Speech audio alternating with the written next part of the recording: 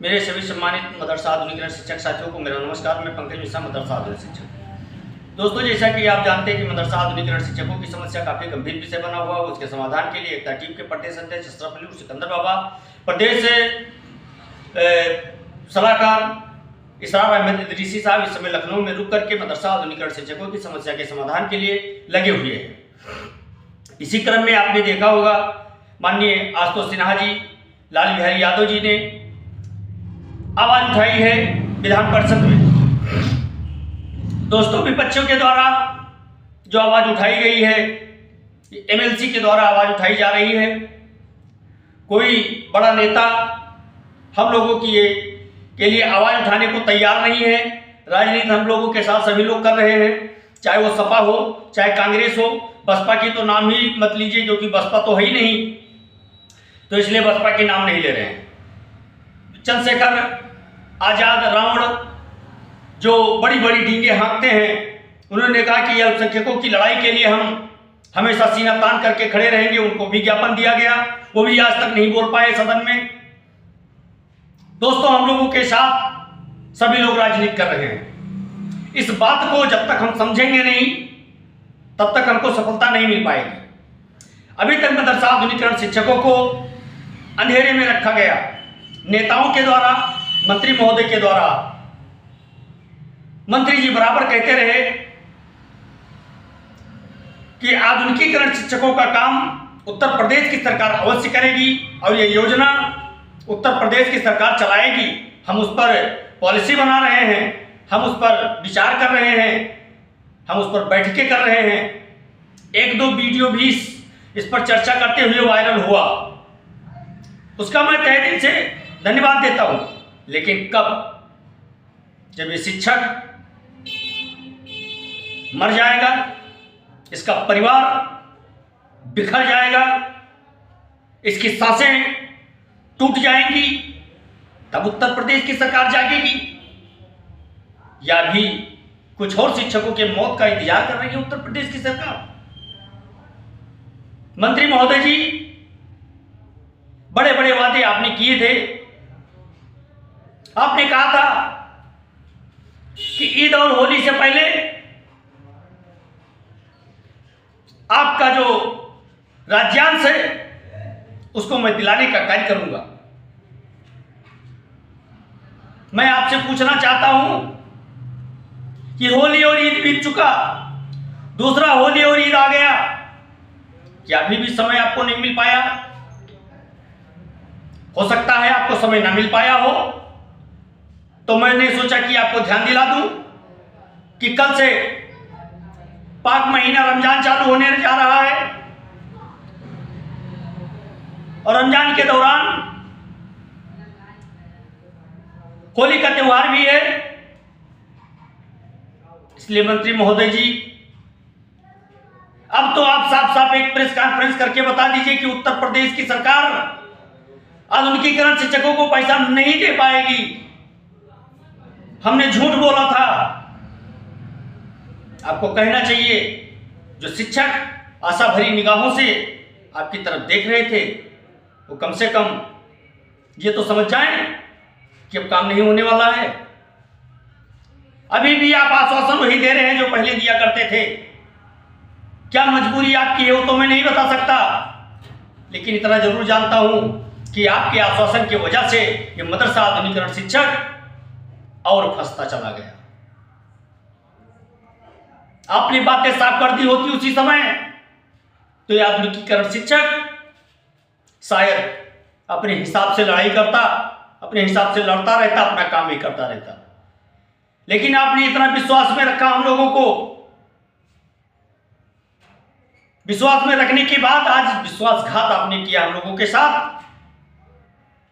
और ये आपकी सरकार किसी की शुभचिंतक नहीं है, ये साफ दिख रहा है। न हिंदुओं की है, न मुसलमानों की है।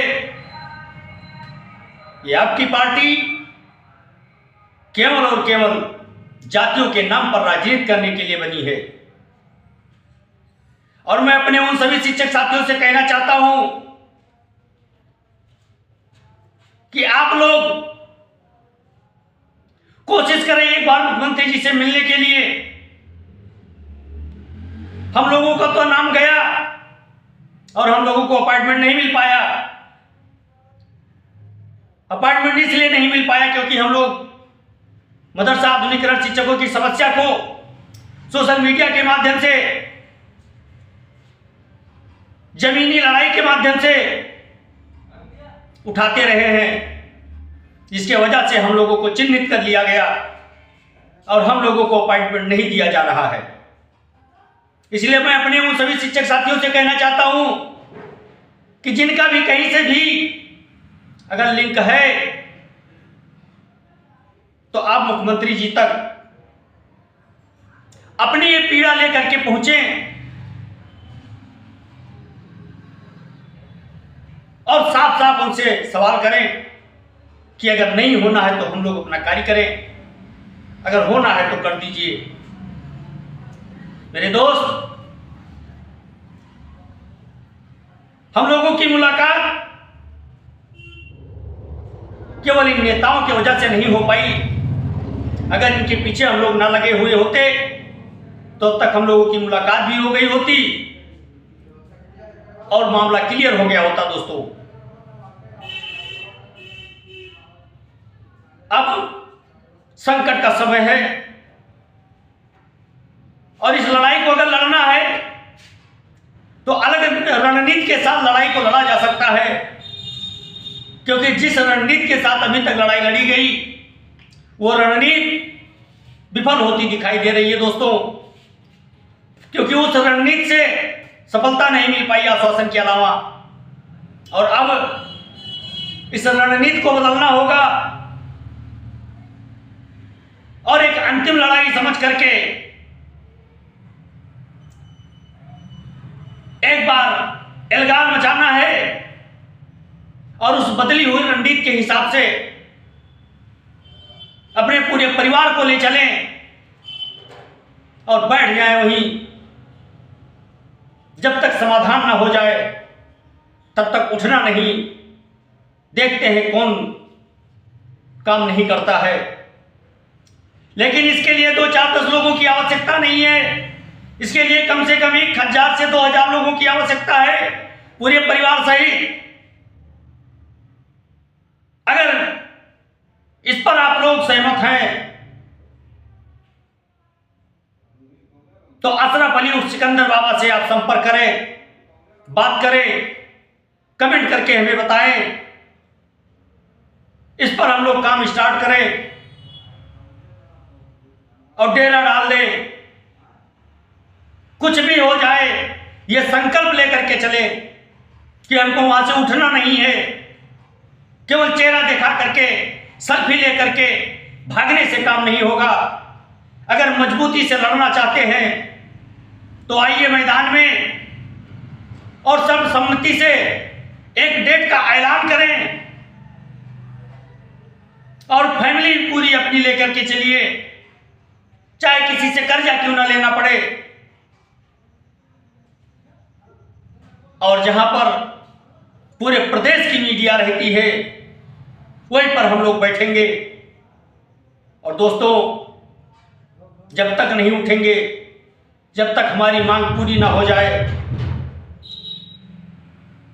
सेल्फी दिखाकर भागने से आपका कार्य नहीं हो सकता है बिल्कुल,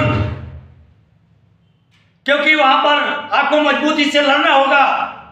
और जब तक आप मजबूती से लड़ेंगे नहीं तब तक आपको सफलता नहीं मिल सकती मेरे दोस्त। इसलिए आप लोगों से मेरा निवेदन है कि अगर हमारी बात से आप लोग सहमत हैं तो कमेंट करके अपनी सहमति दर्ज कराएं।